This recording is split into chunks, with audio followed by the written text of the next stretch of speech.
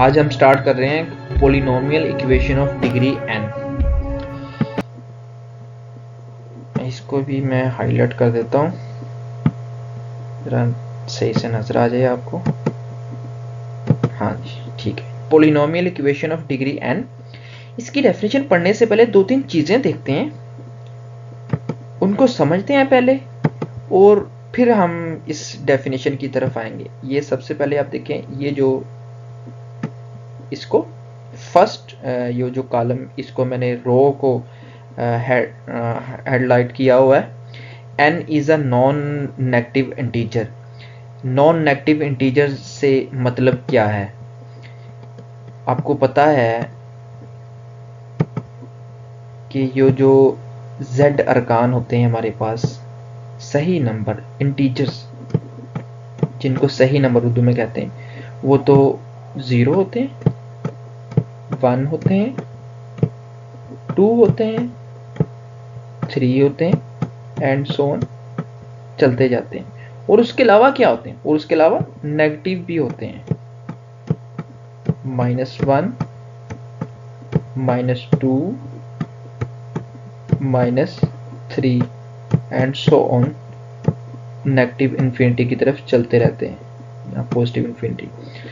तो non negative integer से मुराद क्या है, ये जो एरो का निशान, ये जो n is a non negative integer है, इससे मुराद ये है कि हम इसकी डेफिनेशन के अंदर शर्त लगा दी गई है, हमें बता दिया गया है कि यही लेने हैं, ये पॉजिटिव इंटीजर लेने, उसके अलावा कोई नहीं हमने लेने, नंबर्स नहीं लेने।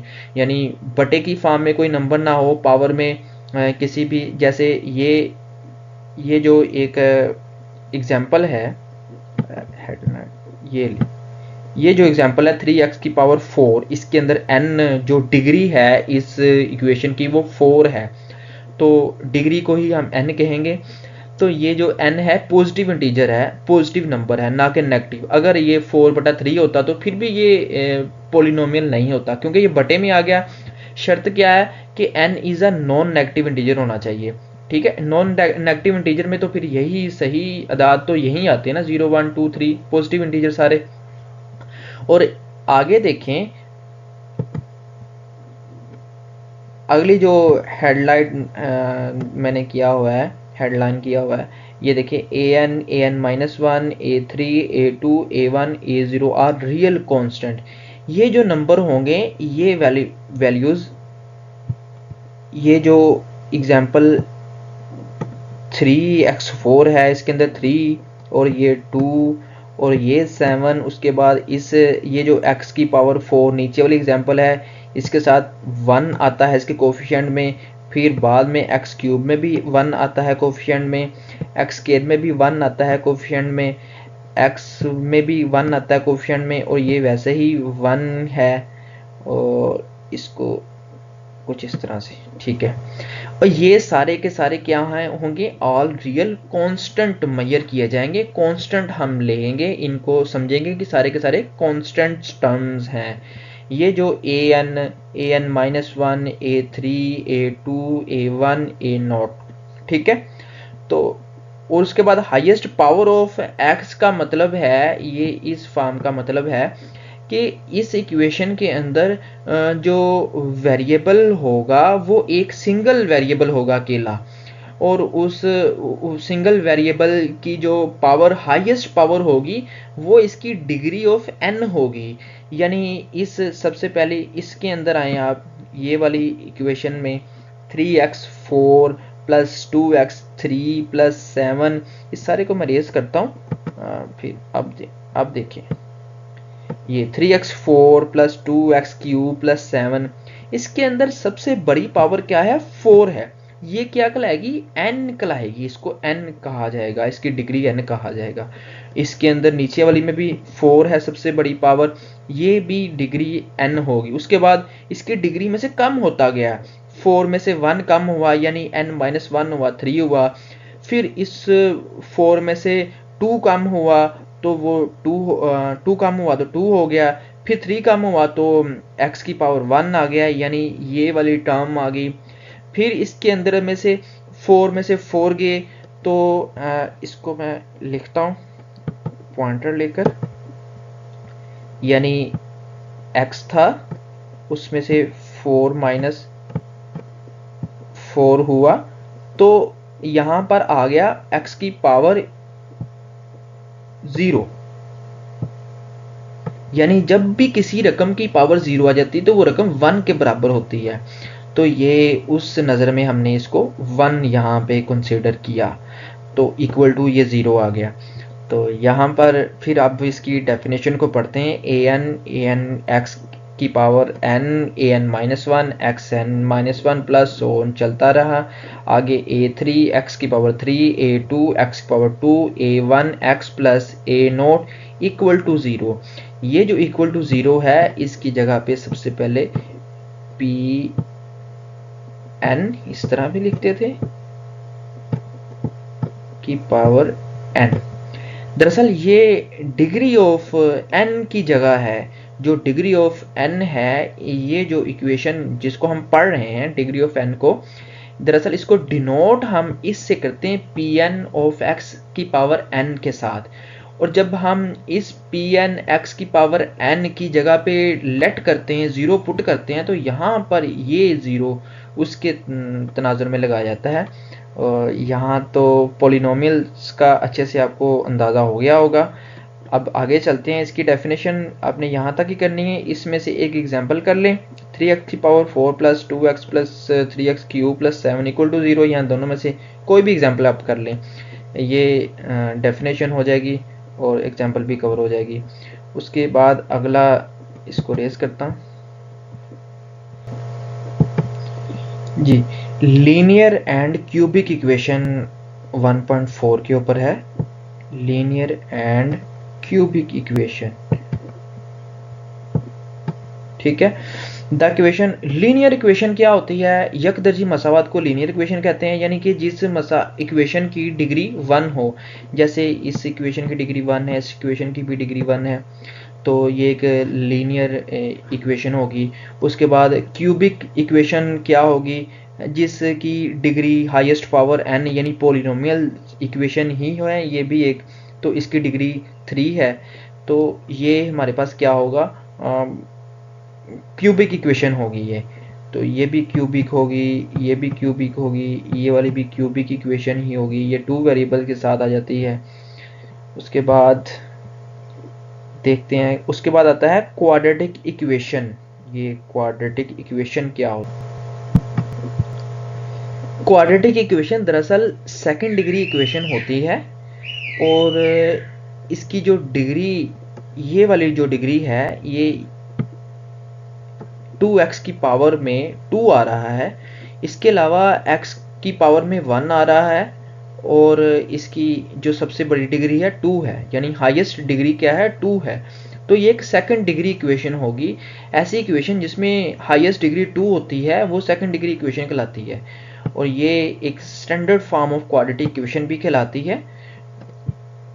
इसको हेडलाइट कर दूं आगे। Standard form of quadratic equation की डिफाइन आएगी, उसमें भी बताना है आपको ये किस तरह ज़ाहिर किया जाता है उसको।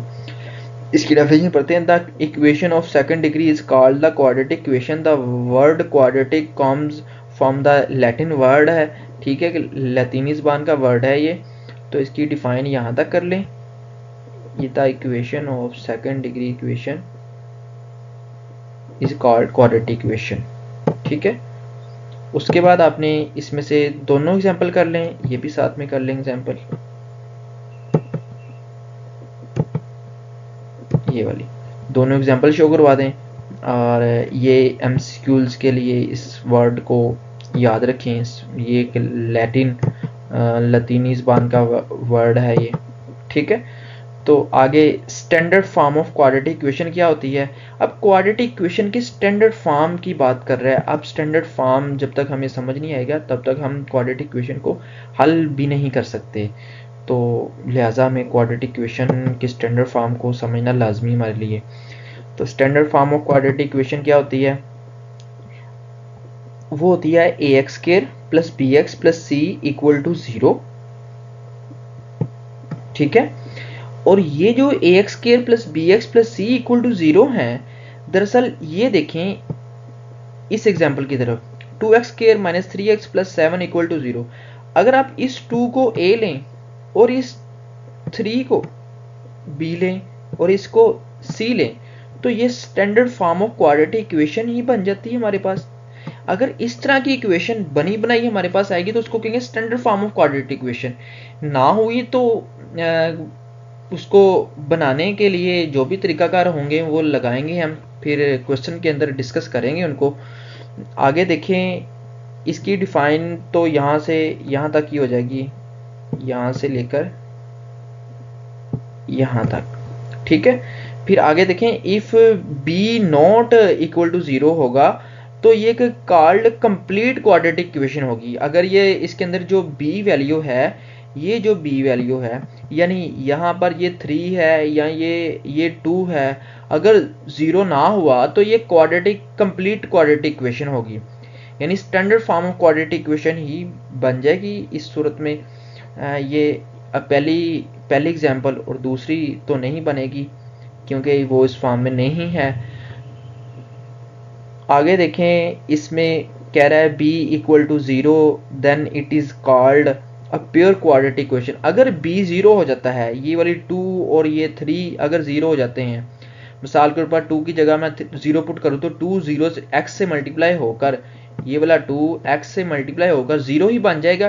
तो इक्वेशन रह क्या जाएगी हमारे पास, X Y minus plus Y equal to 9। ये एक b तो इसमें से मिस हो गया, वो तो ख़त्म हो गया, तो ये सिर्फ a और c वाली टर्म हमारे पास बच जाएंगी।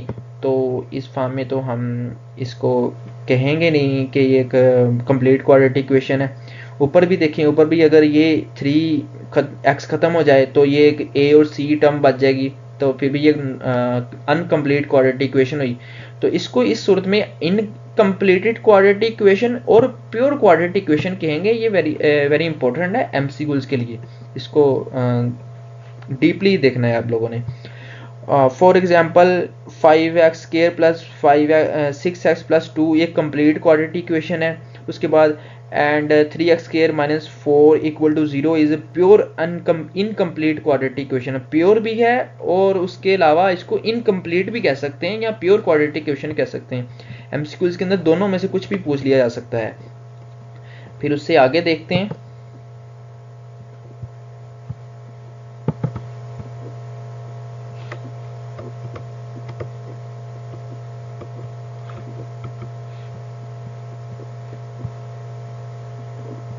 रूट्स ऑफ इक्वेशन क्या होते हैं। रूट्स ऑफ इक्वेशन इनकी बात कर 1.6 में रूट्स ऑफ इक्वेशन। दरअसल रूट्स ऑफ इक्वेशन किसी क्वाड्रेटिक इक्वेशन, किसी भी इक्वेशन के अंदर क्वाड्रेटिक इक्वेशन ना भी हो, किसी भी इक्वेशन के अंदर जब हम वैल्यूज पुट करते हैं 1 2 3 कोई भी नंबर्स उठाकर या कोई भी किसी भी तरह की वैल्यू पुट करते हैं, वो उस इक्वेशन को स्टेबल करने का रूट होता है। जैसे हमने इक्वेशन को समझने से पहले एक्सप्रेशन को पढ़ा, फिर हमने इक्वेशन को देखा, उसके अंदर कुछ वैल्यूज पुट करके देखी पहले लेक्चर के अंदर, और वो जो वैल्यूज थी 1 2 1/2 माइनस 4/5, जैसे ये एक इधर एग्जाम्पल दी हुई है, इस एग्जाम्पल को भी देख लेते हैं। ये एग्जाम्पल इसको हाईलाइट करता हूं, हाँ जी, x² प्लस x माइनस 6 ये जो एग्जाम्पल है, इसके ये सेकंड डिग्री इक्वेशन है और क्वाड्रेटिक भी है और standard form of quadratic equation भी है। इसके दो रूट्स निकलेंगे और यहाँ पर लिखे भी हुए हैं, निकाल के रखे हुए हैं उन्होंने, 2 माइनस 3, 2 एंड 3। ये जो 2 एंड 3, इसका कहने का मतलब 2 एंड 3, इसके अंदर सबसे पहले हम 2 पुट करें x की जगह पे और उसके बाद -3 पुट करें, दोनों में 0 0 आ जाएगा। उसके अलावा कोई और फार्मूला और कोई भी रूट नहीं है, कोई भी ऐसी वैल्यू नहीं है जो इसके अंदर पुट करें तो 0 आ जाए। तो ऐसे के ये जो दो नंबर्स आए हैं वो रूट हैं किसी भी इक्वेशन के। तो दरअसल अभी तो ये x² प्लस x माइनस 6 के हैं, तो उसके अलावा कोई और भी इक्वेशन हो तो उसके भी कोई ना कोई रूट्स निकलेंगे, तो वो रूट्स ऑफ इक्वेशन होंगे। तो रूट्स ऑफ इक्वेशन भी कवर हो गया। उसके आगे देखें, मेथड ऑफ आता है क्वाड्रेटिक इक्वेशन। यानी कि कितने तरीकों से इसको सॉल्व किया जा सकता है। सबसे पहला मेथड है बाय फैक्टराइजेशन, दूसरा मेथड है बाय कंप्लीटिंग स्क्वायर, तीसरा मेथड है यूजिंग क्वाड्रेटिक फार्मूला। तो आज का लेक्चर इतना ही। इससे अगले लेक्चर में हम एग्जाम्पल नंबर 1 और एग्जाम्पल नंबर 2 स्टार्ट करेंगे सॉल्व बाय फैक्टराइजेशन मेथड से, और इसको डीपली स्टडी करेंगे। फिर उसके बाद हम 1.1 के ऊपर जाएंगे और वो क्वेश्चन कवर करने की कोशिश करेंगे। उम्मीद है आपको इस लेक्चर की समझ आई होगी। तो अगर समझ आई हो तो इसको शेयर करें, लाइक करें और सब्सक्राइब करें। और कमेंट सेक्शन में कोई भी किसी भी तरह का क्वेश्चन हो तो आप बिला झिझक पूछ सकते हैं, इसीलिए तो कमेंट बॉक्स रखा गया है।